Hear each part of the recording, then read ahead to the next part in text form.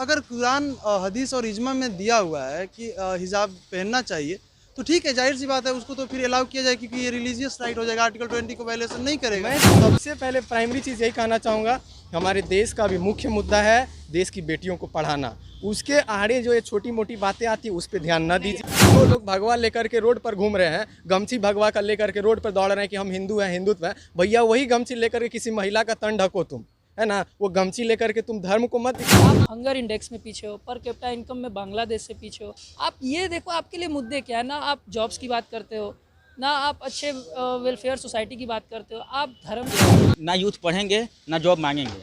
बात ये अगर नॉलेज रहेगा तो पहले तो हम क्वेश्चन करेंगे, अगर नॉलेज नहीं है तो क्वेश्चन तो होगा नहीं।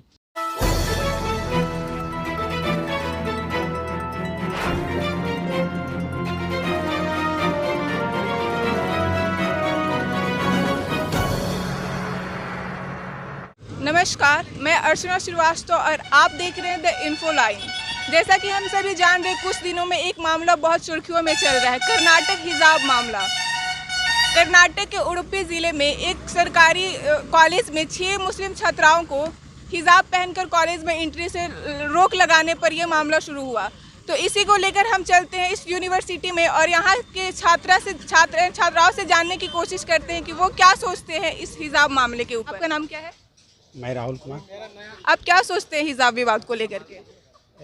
हिजाब के बारे में फ़र्स्ट ऑफ ऑल मैं ये कहना चाहता हूँ कि कोई भी कॉलेज या यूनिवर्सिटी या जो भी है एजुकेशन संस्थाएं हैं, वहाँ की ड्रेस कोड बनाई गई है। तो ड्रेस कोड के अकॉर्डिंग चलना डिसिप्लिन है। अगर उसके अगेंस्ट आप जाते हैं तो अनडिसिप्लिन है। वो जो भी ड्रेस कोड बनाया गया, फर्स्ट ऑफ ऑल हिजाब की बात है। हिजाब तो पहले नंबर ड्रेस कोड में आता है नहीं, जो कॉलेज की है, जो यूनिवर्सिटी की है। और हिजाब पे कंट्रोवर्सी चल रही है। तो अगर सारे ऐसे सोचने लगे, हिंदू वाले सोचे कि मैं ये चीज़ पहन के आऊँगा, भगवा पहनेंगे, या कोई और रिलीजन वाला है वो कहेगा हम ये चीज़ पहनेंगे, तो फिर इससे क्या होगा कि एजुकेशन संस्थाएं क्या अनडिसिप्लिन हो जाएंगे।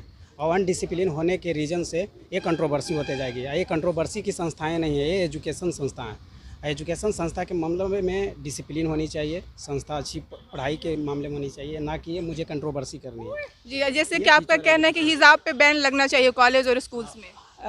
जो नहीं, हाँ ये रियलिटी है। कॉलेज में जो ड्रेस कोड बनाएगी वो ड्रेस कोड पे आप फॉलो कीजिए। अगर नहीं फॉलो करते तो अनडिसिप्लिन है। और कॉलेज में आप आते हैं डिसिप्लिन सीखने, ना कि अनडिसिप्लिन। आपका नाम क्या है? मेरा नाम विसेन कुमार है। जैसा कि हिजाब मामले पे अभी यूपी के जो मुख्यमंत्री हैं उन्होंने एक बयान दिया है। उन्होंने कहा कि कॉन्स्टिट्यूशन से हमारा देश चलेगा, शरीयत से नहीं चलेगा। क्या आपको लगता है कि पहले तो सबसे पहले ये बोलना चाहते हैं कि जो यूपी के सीएम है ना, वो खुद मतलब कॉन्स्टिट्यूशन का फॉलो नहीं करते हैं, क्योंकि वो फिर भगवा रंग पहन कर ही मतलब बैठे रहते हैं पार्लियामेंट में। ये कौन सा उनको अधिकार दे दिया गया है? ये उनका अपना चॉइस है। ये कॉन्स्टिट्यूशन में है कि हम जो चाहे वो पहन सकते हैं, लेकिन कॉन्स्टिट्यूशन में ये भी है कि अगर हम किसी संस्था से जुड़े हुए हैं, अगर वहाँ कोई ड्रेस कोड फॉलो होता है तो हमें उस चीज़ को फॉलो करना चाहिए। सबसे पहले तो ठीक है, फॉलो करना चाहिए। कॉन्स्टिट्यूशन के मतलब आर्टिकल 25 में भी दिया गया है, उसके प्रोटेक्ट करने के लिए 26 में भी कुछ है धर्म के लेकर, 25 से 28 तक धर्म के बारे में। लेकिन सबसे पहले हम ये बताना चाहते हैं कि कोई भी इशू बन रहा है तो पॉलिटिकल इशू बनाने की ज़रूरत नहीं है। अगर आप लग रहा है, आपको ऐसा लग रहा है कि कॉलेज में किसी का आइडेंटिटी मतलब किसी का पहचान हो रहा है कि नहीं मुस्लिम है, हिंदू है, तो सबसे पहले वहाँ के मुख्यमंत्री ही अच्छा कोई भी है, उसको ये नहीं कहना चाहिए कि मतलब कि हम यहाँ प्रोटेक्ट करना दो, मतलब कोई चीज़ मतलब क्या है, भगवा रंग का झंडा लगा दो, नेशनल झंडा हटा कर लगा दो। ये सब प्रोटेक्ट है, कम से कम वहाँ से हटाना चाहिए। ये गलत है। और किसी के रिलीजन के साथ हम तो कहेंगे कि नहीं, खिलवाड़ नहीं करना चाहिए। पहले से नहीं, आज से नहीं, बहुत पहले से लोग आ रहा है, उसका कोई विरोध नहीं कर रहा है। आज आते आते वहाँ पर चुनाव के मुद्दे पर ही क्यों ऐसा विरोध हो रहा है? लास्ट चुनाव है, होने वाला चुनाव है। आपको लगता है कि ये पॉलिटिकल मुद्दा बनता है? एकदम पॉलिटिकल मुद्दा हम बनते जा रहा है। आपका नाम क्या है? जितेंद्र कुमार। अभी ओवैसी का भी एक बयान आया है, जो AIM के चीफ है। उन्होंने कहा कि हमारे घर की बहू बेटियां क्या पहनेंगी ये कौन तय करेगा। आपको क्या लगता है इस पे? मैम देखिए, हमारी सरकार भी योजना चला रही है, बेटी बचाओ बेटी पढ़ाओ योजना, और हिजाब चूँकि हमारे देश की बेटियों से जुड़ा हुआ है, तो जब हमारी देश की बेटियों को पढ़ाने में एक हिजाब मुश्किल बन रहा है, तो हम लोगों का ये सोच पे डिपेंड करता है कि हम लोग अपनी बेटी के पढ़ाने पर ध्यान दें कि हिजाब पर ध्यान दें, है ना। लेकिन हिजाब को लेकर बहुत सारा प्रॉब्लम, जैसे अगर हम बात करें अफगानिस्तान या फिर पाकिस्तान की, तो वहाँ की लड़कियाँ ये प्रोटेस्ट करें कि हम हिजाब नहीं पहनेंगे। उस पर आप क्या बोलना चाहेंगे? मैम देखिए, सबसे पहली बात तो मैं एक बात ये कहना चाहूँगा हमारे इंडिया को लेकर के, फिर मैं उसको क्लियर करूँगा कि हमारे इंडिया में मैम जैसे कि ये कह रहा था कि जैसे कि आपने कहा कि ड्रेस कोड है किसी भी संस्थान का, तो कोई भी संस्थान जो है वो हमारे देश की बेटियों को, बच्चों को डेवलप करने के लिए होता है। उसका कोई भी कानून जो है वो हमारे देश की बेटियों के या बहुओं की पढ़ाई के अवरुद्ध करने के लिए नहीं होता है। तो ये आई थिंक ये 110% पॉलिटिकल मैटर है, जिसको पॉलिटिसाइज करके मुद्दा बनाने का कोशिश किया जा रहा है, क्योंकि ये तो बहुत दिन पहले से था। और अभी करेंट टाइम में इलेक्शन का सीज़न आया तो भाई हिजाब को लेकर के, तो सैफरॉन कपड़ा लेकर के, भाई मैं भी हिंदू हूँ, टीका लगा के आ रहा हूँ। तो ऐसे बहुत सारे व्यक्ति है, तो क्या कल से मुझे बोला जाएगा तुम पूजा मत करो, तुम टीका लगा के मत आओ? तो ये सब छोटी मोटी बात है, ये कोई मायने बड़ी चीज़ नहीं है। ये बहुत इतनी माइनर चीज़ है कि ये कोई मायने नहीं रखती है ना। हमारा मेन फोकस अभी ये होना चाहिए कि हम अपने देश की बेटियों को, बच्चों को कैसे पढ़ाएं, है ना। और जहाँ तक मैम आपने कहा कि पाकिस्तान में, अफगानिस्तान, दूसरे देशों में बेटी अब विरोध कर रही है कि हम हिजाब पहन के नहीं आएंगे, ठीक, तो ये बेटियों की चॉइस होनी चाहिए कि वो पहनना चाह रहे या नहीं पहनना चाह रहे। अगर उनके धर्म में ऐसा है कि नहीं तुमको कंपलसरी पहनना ही होगा, तो भगवान अपने बच्चों को कोई भी धर्म में फोर्स नहीं किया कि बेटा तुमको ये करना ही होगा। वो बोले हैं कि तुम इंसानियत को पालन करो, इंसानियत के रास्ते पर चलो, इंसानियत का भला करो। कपड़ा कोई मायने नहीं रखता है ना। तो मैम कोई भी देश, वो बेटियां जो मांग कर रही है तो ठीक है, उनको दे दिया जाए। अब बेटी है देश की, तो अब जैसे बच्चे घर में पापा से मांग करते हैं, वो सरकार से मांग कर रही है ना। तो ऐसा नहीं कि अगर चेहरे खोल के नकाब दिखा देने से ऐसा थोड़ा कि उन पे कोई एलिगेशन लग जाएगा या उनकी आबरू पे कोई खतरा है, ऐसा ये सब संकीर्णता का सोच है। एक बयान कर्नाटक के ही कोई पॉलिटिशियन है, उन्होंने ये बयान दिया है कि अगर वो हिजाब नहीं पहनती हैं तो रेप होने का भी खतरा है। आप इस पे क्या बोलना चाहेंगे? मैम देखिए, खतरा तो क्या हिजाब पहन लेने से रेप का खतरा टल जाएगा? तो वही तो बात है ना कि वो अगर आप सुने कि कुछ हम कहना चाहेंगे, जैसा कि अभी अफगानिस्तान और अदर जो भी कंट्रीज़ का बात कर रहे थे आप लोग, कि वहाँ के लोग प्रोटेस्ट कर रहे हैं। यही तो बात है कि प्रोटेस्ट कर रहे हैं, वो सिक्योर अपने आप को करना चाह रहे हैं चॉइस को लेके। वहाँ हिजाब नहीं पहनने का प्रोटेस्ट हो रहा है और यहाँ हिजाब पहनने का प्रोटेस्ट, दोनों में डिफरेंस है, बहुत माइनर सा समझने की चीज़ है कि वहाँ भी प्रोटेस्ट हो रहा है, यहाँ भी। किस चीज़ के लिए? चॉइस के लिए। ये सिमिलर चीज़ है और इस पर ध्यान देने वाली बात ये है, ना कि इन दोनों को एक तरह से मतलब मिला देना कि देखो वहाँ नहीं पहन रहे हैं तो यहाँ भी नहीं पहनना चाहिए, वहाँ तो बम फट रहे हैं, यहाँ भी फटना चाहिए, नहीं। दूसरी बात जो आपका क्वेश्चन है कि हिजाब नहीं पहनने से, तो ये भी आपके एक उत्तराखंड के जो मुख्यमंत्री रह चुके थे, उन्होंने कहा था कि फटी हुई जीन्स महिला जो पहनती है तो रेप होने के चांसेस ज़्यादा है। ये कहाँ से सही है? आप एक तरफ कहते हो कि आप ये ना पहनो, आप उसको कवर कोई कर रहा है तो फिर बोल रहा है वो भी मना पहनो, तो आप समझ रहे हो? तो ये सही बात है, सोच के ऊपर डिपेंड करता है। दूसरी बात कि प्रोटेस्ट करना सबका संवैधानिक कॉन्स्टिट्यूशनल राइट है, और सबसे बड़ी बात है कि आप ऐसा लॉ नहीं बना सकते हैं जो अनकॉन्स्टिट्यूशनल हो। ये भी है कॉन्स्टिट्यूशन में, कहीं ना कहीं ये एक तरह से जो लॉ बन रहा है यूनिफॉर्म को लेके, ठीक है, लेकिन ये भी देखा जाएगा जैसे कि सुप्रीम कोर्ट में PIL अभी कर्नाटक हाई कोर्ट में था, वहाँ से जजमेंट आया, उसको सुप्रीम कोर्ट में भी चैलेंज किया गया। तो वो देखने की चीज़ें हैं कि अभी सुप्रीम कोर्ट का जजमेंट क्या आता है इसके ऊपर, क्योंकि कोई भी चीज़ राइट टू चॉइस को मतलब इन्फ्रिंज नहीं कर सकता है। तो कॉन्स्टिट्यूशन इस चीज़ की गारंटी करता है, यही सिंपल सा लॉजिक है और कुछ नहीं। जी, आप क्या बोलना चाहते हैं? हाँ, मेरा बोलने का तात्पर्य ये है कि यहाँ पर जो मुद्दा उठा है हिजाब से लेकर के, हिजाब का कि पहनना चाहिए या नहीं पहनना चाहिए, जिसमें दो बातें आ रही है। ये या तो ये पर्सनल जो लॉ है उसको वायलेट कर रहा है इस्लाम का ना, मुस्लिम पर्सनल लॉ को, या फिर कॉन्स्टिट्यूशन के आर्टिकल 25 को वायलेट कर रहा है, ठीक है। तो बात यहाँ ये है कि हम लोग को देखना, सुप्रीम कोर्ट गया, हमारे यहाँ पर बात देखना ये है कि क्या ये इस्लामिक है हिजाब पहनना, जिसको मैं मुस्लिम लॉ में साफ साफ दिया हुआ है कि कस्टम को नहीं माना जाता। जनरली कस्टम को उतना वैल्यू नहीं दिया जाता। मुस्लिम लॉ में दिया जाता है कुरान को, हदीस को और इज्मा को। तो जिसमें अगर कुरान, हदीस और इज्मा में दिया हुआ है कि हिजाब पहनना चाहिए, तो ठीक है, जाहिर सी बात है, उसको तो फिर अलाउ किया जाए क्योंकि ये रिलीजियस राइट हो जाएगा, आर्टिकल 20 को वायलेशन नहीं करेगा। अगर नहीं दिया हुआ है, अगर ये एक कस्टम है, तो कस्टम का यहाँ पर इस्लाम में, मुस्लिम लॉ में मान्यता नहीं दिया जाता है एक्चुअली में। अगर आप मुस्लिम लॉ पढ़ने जाएँ तो उसको अनकॉन्स्टिट्यूशनल, मतलब उसको ये किया जा सकता है कि नहीं, बैन किया जा सकता है, क्योंकि यूनिफॉर्म में फिर लाया जा सकता है, सिविल यूनिफॉर्म में किया जा सकता है। हिजाब को बैन करने की बात हो ही नहीं रही है, यहाँ पे बात है कि कॉलेज में क्या हिजाब पहन के जाना सही है कि नहीं। पॉइंट ये है, कॉलेज में वही तो बात हो रहा है कि अगर रिलीजियस राइट है, रिलीजियस है, अगर आर्टिकल 20 में दिया हुआ है जो वो राइट है आपका, तो आप पहन के आ सकती हैं, कॉलेज में आ सकती हैं जहाँ चाहें, क्योंकि सिख अपना पगड़ी पहन के आता है उस पर कोई क्वेश्चन नहीं उठाया जाता है। वो पगड़ी सिर्फ तब तक पहन के आता है जब तक वो कॉलेज कहता है कि अपने मन से आप पहन सकते हैं, लेकिन कॉलेज जब कॉन्फाइन कर रहा है कि आपको यूनिफॉर्म में आना है, प्रॉपर यूनिफॉर्म में आना है, और सारे रिलीजन के लोग पहन के जा रहे हैं लेकिन मुस्लिम महिलाएं नहीं पहन के जा रही हैं, ये कहाँ तक सही है? नहीं, ये सही कहीं तक नहीं सही है। अगर मुस्लिम महिला लोग जो अपना मतलब पहन, लेकिन यूनिफॉर्म क्या होता है?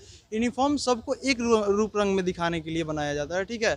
और अगर बात किया जाए, आप मुस्लिम महिलाओं की बात कर रही हैं तो ठीक है, अच्छी बात है, लेकिन ये भी देखिए, अगर धर्म का आपको लगता है कि धर्म आहत हो रहा है उससे उन लोग का, लेकिन आप देखिए कि उसमें क्या कुरान में दिया हुआ है मतलब कि हिजाब का इस्तेमाल करना, या फिर आप इज्मा में देख लीजिए, या फिर कियास में देख लीजिए। ये 3 सोर्स हैं, जो प्राइमरी 3 सोर्स है जो आपको पता है, इसमें देखा जाएगा। अगर है तो ठीक है, वो पहने, और नहीं है तो उसको बैन किया जा सकता है, कोई बड़ा चीज़ नहीं है कॉलेज में। जी, आप भी कुछ बोलना चाहेंगे?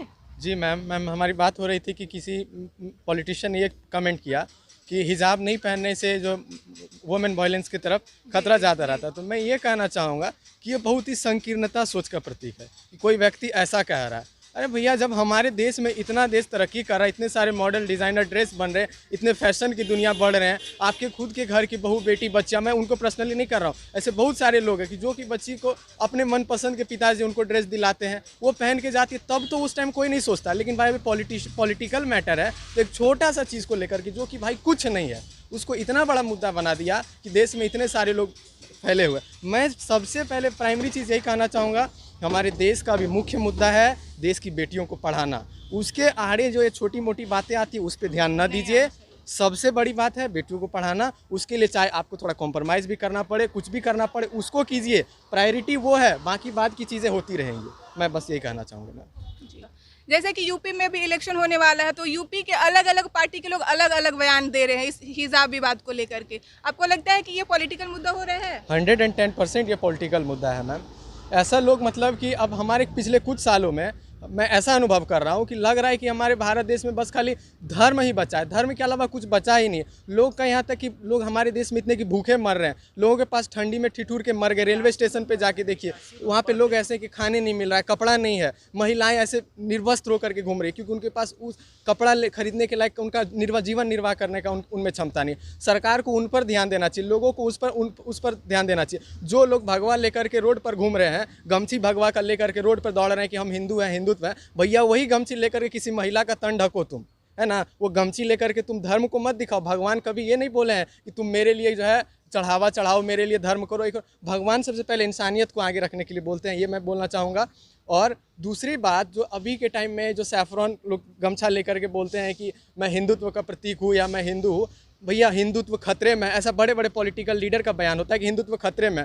तो भैया मैं उनसे यही कहना चाहूँगा, मैं आपसे उम्र में भी बहुत छोटा हूँ, तजुर्बा में भी बहुत छोटा हूँ, लेकिन मैं थोड़ा बहुत भी जो कुछ भी मैंने भगवत गीता पढ़ा है, अभी भी मेरे रूम में रामचरितमानस से भगवत गीता पढ़ा है, आप देख लीजिए, मैं उसमें पढ़ाओ तो प्रभु जो हैं वो इतने विशाल हैं कि हिंदुत्व और हिंदू धर्म के खतरा क्या, वो इस धरती के मानव क्या, पूरा ब्रह्मांड भी, जो सृष्टि भी उसको खतरे में नहीं डाल सकता है। एक समय था कि हिरण्यकश्यप जो थे वो पूरा विश्व में कोई भी नारायण का नाम लेने वाला, यहाँ तक कि जो नारद जी हर हमेशा नारायण नारायण का जाप करते रहते, उन पर भी प्रतिबंध लगा दिए कि तुम नारायण नारायण का जाप करोगे तो उसी समय तुमको हम मार डालेंगे। लेकिन उस समय भी जो हमारा सनातन धर्म, हमारा हिंदू धर्म है, वो प्रहलाद का जो था, हिरण्यकश्यप की पत्नी कयाधु, उसके गर्भ में भी पल रहा था तो नारायण नारायण का नाम ले रहा था। सनातन धर्म उस समय भी जीवित था, उतने खतरे होने के बाद भी। तो मुझे नहीं लगता कि हमारे इस धरती पर हम लोगों को धर्म को बचाने का उतना प्रयत्न करना चाहिए। भैया पहले तुम अपने धर्म को निभाओ, खुद अच्छे बनो, बाद में दुनिया को सुधार लेना। जैसे कि हिजाब मामले जैसा और भी मामले हमेशा आते रहते हैं, लेकिन एक बात अभी देखने को मिल रहा है कि जैसे पंजाब में इलेक्शन है, यूपी में इलेक्शन है, तो इसी टाइम पे ये मामला क्यों इतना बढ़ रहा है? आपको क्या लगता है, पॉलिटिकल मुद्दा है ये? जैसा कि बताया मैंने, 5 स्टेट में अभी इलेक्शन चल रहा है, तो ये पॉलिटिकल स्टंट है और इसके अलावा और कुछ नहीं। और इसको पॉलिटिक्स में यूज कर रहा है। पॉलिटिशियन के बयानों से ही पता चल जाता है कि ये पूरा का पूरा ये मैटर ही पॉलिटिसाइज्ड है। और दूसरी बात ये है, आपके मीडियम से ये यूथ को एक मतलब मैसेज देने का कोशिश है मेरा कि आप क्या देख रहे हो, अभी आप क्या बो के जाओगे, जो आने वाले आपके जनरेशन खाएंगे काटेंगे। जो एक कहावत होता है कि जो आपने बोया है वही काटना होगा। आपको डिसाइड करना होगा। इस अभी आप स्टेज में हो कि आपका ब्रेन वॉश किया जा रहा है, या आप हंगर इंडेक्स में पीछे हो, पर कैपिटा इनकम में बांग्लादेश से पीछे हो, आप बहुत सी चीज़ों में आप प्रेस से हो, आप प्रेस में भी बहुत पीछे हो। जो इंडेक्स होता है प्रेस वालों का, उनमें भी 142 आपका रैंक है, आउट ऑफ 142 है 147 या जो इंडियन- भी है, आप इंडियन मीडिया। हम लोग बहुत पीछे हैं। आप ये देखो आपके लिए मुद्दे क्या है ना, आप जॉब्स की बात करते हो ना, आप अच्छे वेलफेयर सोसाइटी की बात करते हो, आप धर्म की बात करोगे। अगर आप देखो धार्मिक होगे ना, तो फिर ये भी आपको मानना पड़ेगा कि इंडिया में सिर्फ धर्म ही नहीं है, उसके अंदर भी बहुत सी जात है, फिर वो भी बटेंगी। तो आपको अब डिसाइड करना है कि आप क्या चाहते हो। आप बड़े बड़े मूर्तियाँ चाहते हो या बड़े बड़े स्कूल या इन शॉर्ट आप colleges कहना चाहते हैं कि ये सब के थ्रू यूथ को टारगेट किया जा रहा है, क्योंकि इंडिया एक यूथ का कंट्री है और यूथ को टारगेट किया जा रहा है यहाँ बिल्कुल पे। उनको इन्फ्लुएंस किया जा रहा है रिलीजियस करके, और वो अपने रिलीजियस सेंटिमेंट में इतने ज़्यादा बह चुके हैं कि उनको इन सब चीज़ों से मतलब ही नहीं रह गया कि कंट्री की जीडीपी क्या है, कि आरबीआई से अभी 20 लाख करोड़ का रिजर्व लिया गया, उसका क्या हुआ, 2000 करोड़ का पीएम केयर्स फंड का क्या यूटिलाइज हुआ, कुछ मुद्दा ही नहीं है उनके लिए। तो आपको डिसाइड करना है कि आपको क्या चाहिए, आगे भविष्य आपका क्या चाहिए। मुद्दा मैम ये है ना, मुद्दा ये है कि ना यूथ पढ़ेंगे ना जॉब मांगेंगे। बात ये अगर नॉलेज रहेगा तो पहले हम क्वेश्चन करेंगे, अगर नॉलेज नहीं है तो क्वेश्चन तो होगा नहीं, शांति से रहेंगे एकदम। जैसा कि हमने बहुत सारे छात्र से यहाँ मिला, उनके विचार जानने की कोशिश की, तो ऐसे ही बहुत सारे वीडियो देखने के लिए हमारे चैनल को सब्सक्राइब करें और हमारे चैनल के साथ बने रहें। सब्सक्राइब करिए द इन्फोलाइन चैनल को और बेल आइकन दबाइए लेटेस्ट वीडियो देखने के लिए।